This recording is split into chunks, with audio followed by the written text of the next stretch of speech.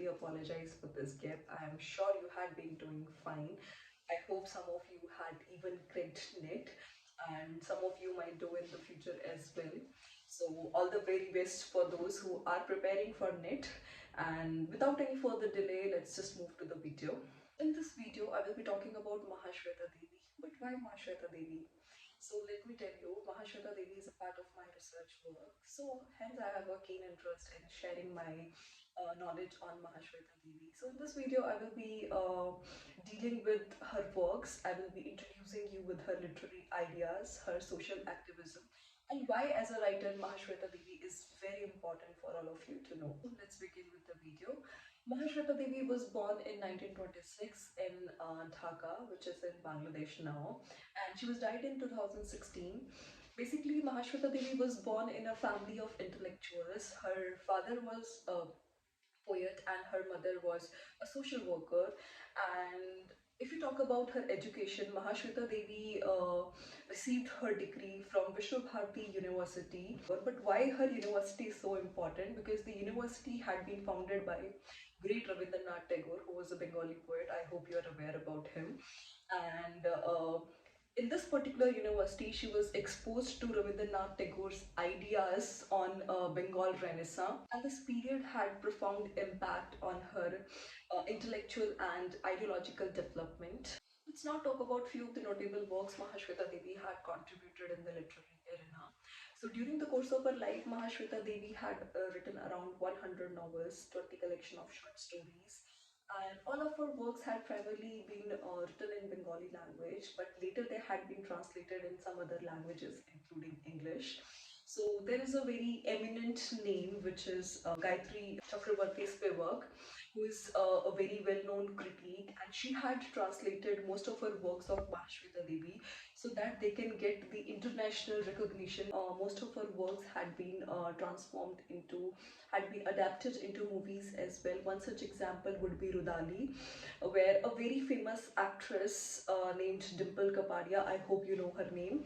So she's performing the role of the protagonist, and this movie is even available on YouTube. You can easily watch that video. It is a very famous movie which will help you understand the pain of tribal women. So that's it about her works. Now let's talk about few of the recognition and awards Mahashweta Devi had received during her lifetime. So the first award that she had received was Sahitya Akademi Award in Bengali, and the second award that she had received was Janipat Award, then Ramon Magsaysay Award, and then she had also received Padma Shri and Padma Vibhushan Award.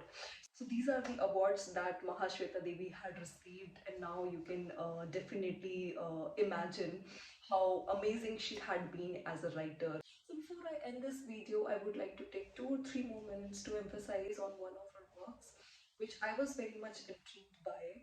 The name of the book is Breast Story. So this book, Breast Stories, consist of 3 short stories, which are Draupadi, Breast Giver, and Behind the Bodice. So if you look at the title itself, Breast Stories, what comes in your mind? Something sexual? Something very much objectifying, right? But here, if you read these stories, if you read the kind of pain these women had been going through their breast here is a symbol which had been used by Mahashweta Devi for showing the exploitation and objectification of women, especially tribal women she's talking about. In the very first story, which is Draupadi, Mahashweta Devi takes a legendary character from Mahabharata, and she tries to place it in the contemporary context. So in the story, the protagonist's name is Dopti Mahajan, her husband is Dulha Mahajan, and they both belong to a tribal community where Mahashweta Devi has used Naxali movement as the backdrop of the short story.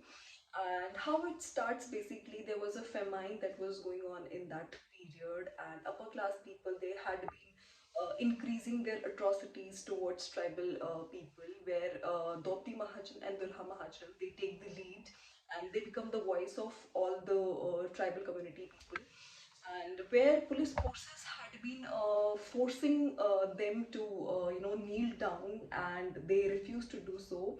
So in this process, Dulha Mahajan, the husband of Dobdi Mahajan, he dies. At the end, even Dobdi Mahajan had been captured by the police forces, and the head commander of the police army, what he says, he asked his people to put some senses into Dobdi Mahajan. He asked them to teach her a lesson.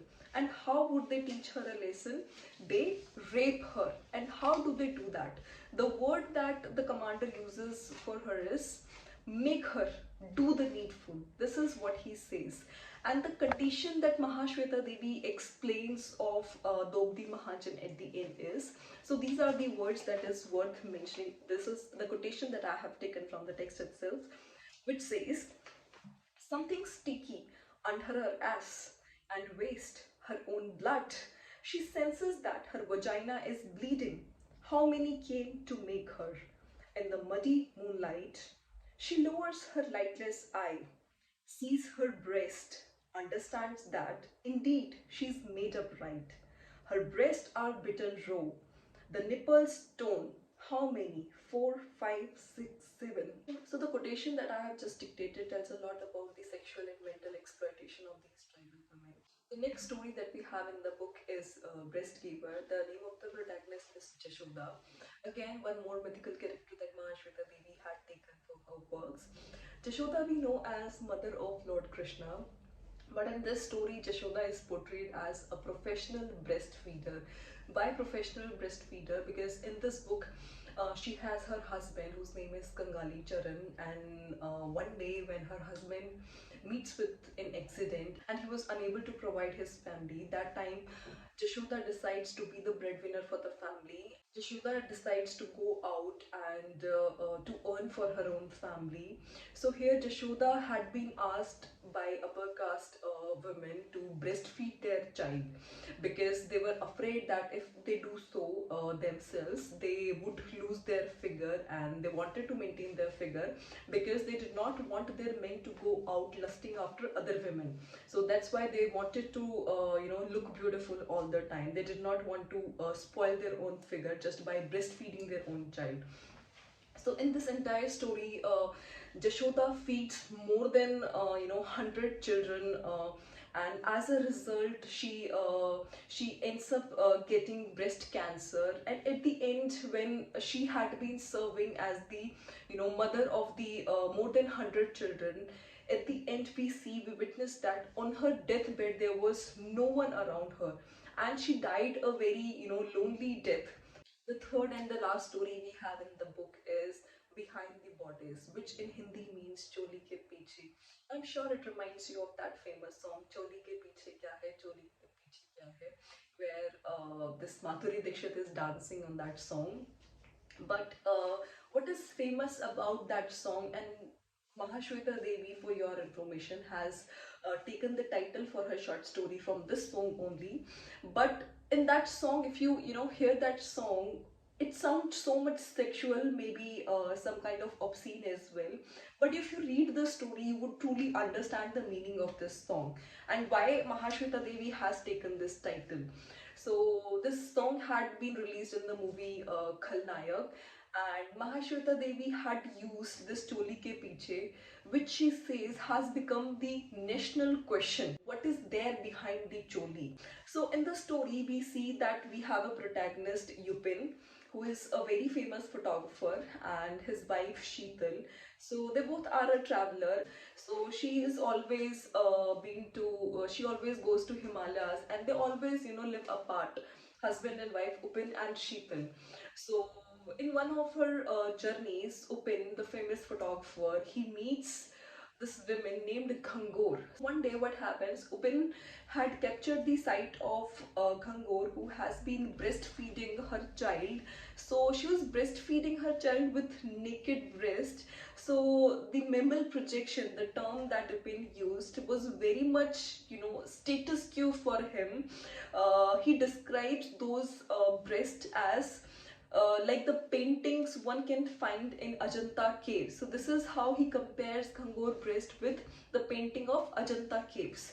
And he was very much intrigued by that sight, that he takes so many pictures of Gangor breastfeeding her child, and those pictures get very famous and they were everywhere in the village. Those posters were everywhere in the village, and those breasts capture the attention of some police forces in the village. One day what happens, Upin goes back to his friend and his wife, and he returns to the village after several years just to meet Gangur, just to see her breast again.